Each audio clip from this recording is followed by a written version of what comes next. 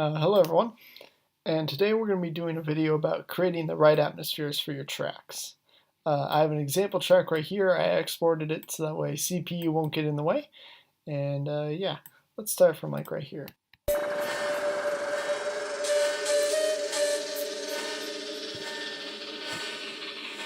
Escape.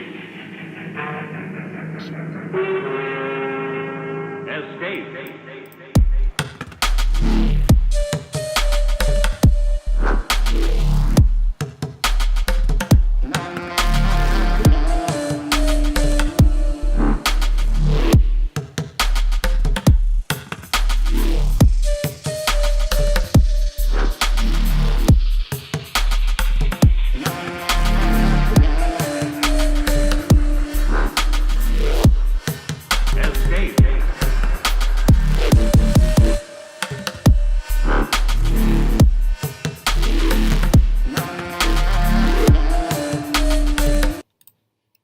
Okay, so the reason why I'm making a video about this is there seems to be a trend recently in especially rhythm of having this really big epic intro and then having a drop that has nothing to do with it. This works sometimes. A prime example is an Uproar track, Oasis. Drop has nothing to do with the intro, but it still kind of fits the same vibe because it still follows the beat. It still includes the lead from the intro and all that stuff. It includes pads, effects, all that stuff. It still has some connection to the intro. But for example, I'm gonna get some hate for this, but Virtual Riot's track "Pray for Rhythm," it starts out with like these organs, and then it just randomly starts pitching up, and then you have a rhythm drop. None of those are related. They might both be evilish, but other than that, not related. The sounds do not connect to each other at all. So I think that's a prime example of like a mainstream song that does not connect. So many people are following suit of that, and it just annoys me. So I decided to use this track as an example that has a very consistent atmosphere. Like the intro, I only played it from like right here because I didn't want to spend too much time on it. The intro it's currently also not a finished intro, but it has a lot of the stuff from the drop. It has this ambient loop, same followers, same Foley. Technically, this is kind of more taken from the intro, so that's kind of a grain of salt there. The only different things here are the vocals and this bass, and that's literally it. The rest is kind of entirely new. I mean, I just worded that poorly.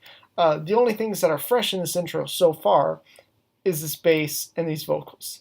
Yeah, this vocal does come in, but it's more kind of a sample point of the build. So, why are creating these consistent atmospheres important when you just want to surprise people? Yeah, you still want to surprise people, but you don't want to go from a happy song, for example, to a hard hitting rhythm stomper that doesn't work unless you make it work with the proper transition, but most of the time that's not going to work. So let's start off with the correct atmosphere. So this is a deep dub tune. So like creating the right sub groove was important. Kick, drums, and sub groove. So these are all our drums, I believe.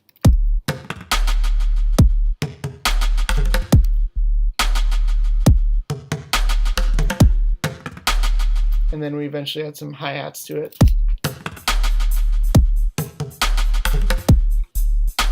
So this is how I started the song, was just these drums, and then I added this percussion, the sub, and of course eventually just sidechained everything.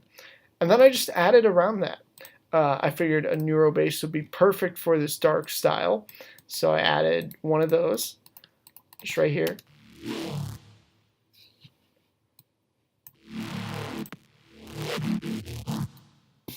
And then I continued on that.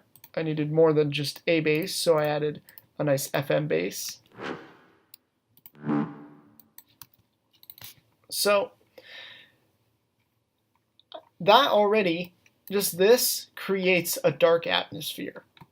Like, even the drums already create a dark atmosphere, just the drums and the sub. So I'm just building off of that. Then I create this ambient, these like ambient stabs. And then I create a vocal. I just grabbed a vocal off a splice and put it through a bunch of stuff. And then added Foley for movement, more Foley for movement, a faller. And then I eventually created a melody with like, to continue this like dark ethnic atmosphere, I used an ethnic flute. Now you might argue, doesn't this kind of like contradict this?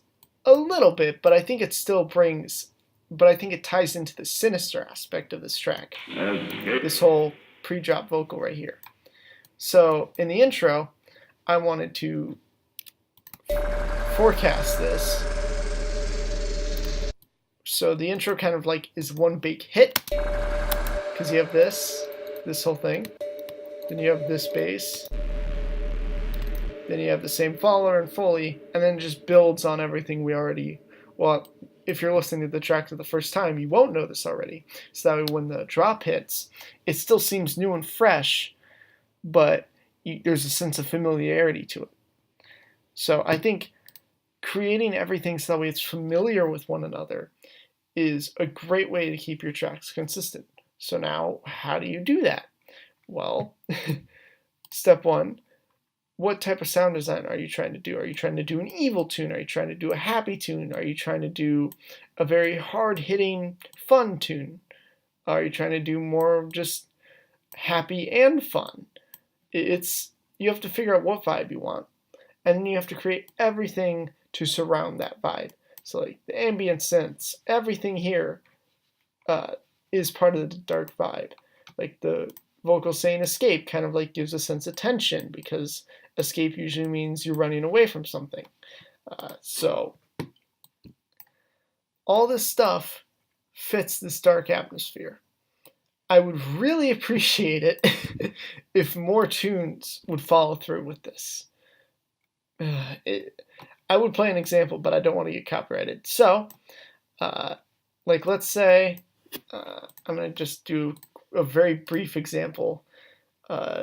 Let's say I'm working on like an emotional dubstep tune, like the whole intro, just imagine pianos, all that stuff. And then my build-up comes, let me just do this, dubstep starter packs. So drum loops, build-up, let's say I just have this build-up here, like right here. So imagine just like emotional pianos, and then all of a sudden you just get this. First off, if you don't fade that in, it's just going to sound like completely contrasting. But let's assume you fade it in. So you fade this in, but it still sounds like this does not fit this emotional vibe that we have. And then you just get, this.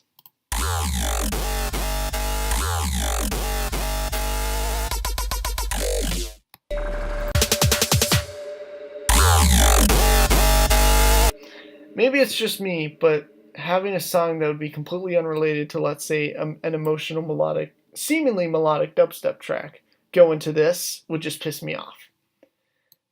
Maybe I'm just too picky with music, but I think we should maybe try and make things more related to one another, because that way your audience isn't just in confusion.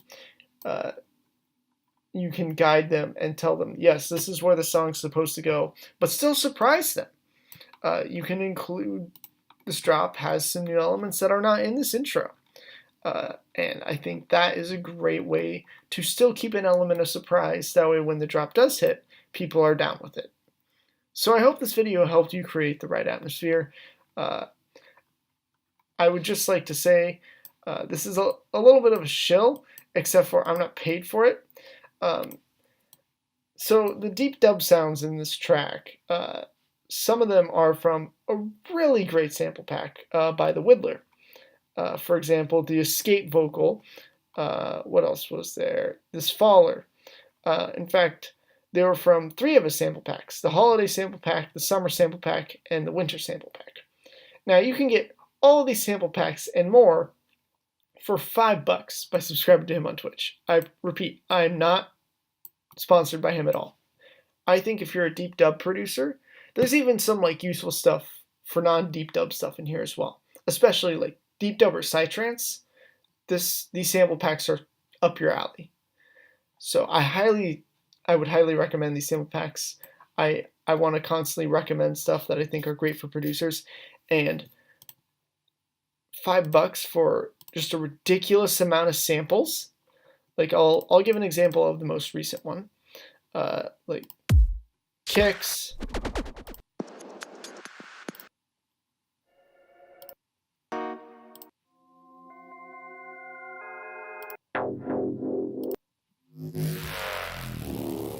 Very newery, very dark, great for deep dub, great for psytrance. So if you're into those genres, these sample packs are for you. I'm more of a psytrance producer than a deep dub producer, so that's why I got these.